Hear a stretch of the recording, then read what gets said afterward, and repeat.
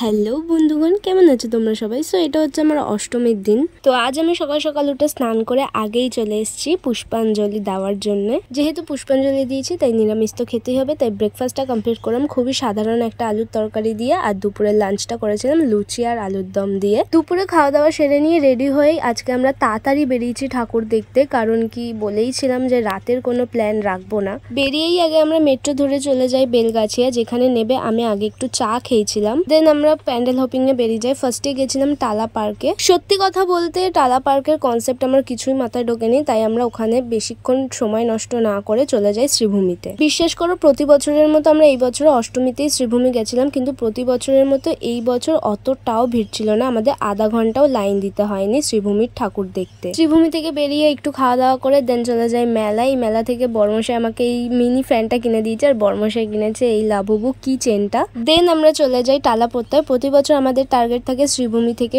Direct আমরা যাই Sealdah Santosh Mitra square. তারপর আমরা খবর পেয়েছিলাম সন্তোষ মিত্র স্কোয়ার কোনো কারণে বন্ধ হয়ে গেছে, তাই আমরা চলে যাই জগৎ মুখার্জি পার্ক, যেখানে হয়েছিল এআই প্রতিমা। তো আমার অষ্টমী তো এইভাবেই কাটলো। তোমাদের কেমন কাটলো চাইলে জানাতেই পারো। তো আজকের ভিডিওটা এত অবধি, দেখা হচ্ছে নেক্সট মিনি ব্লগে। টাটা।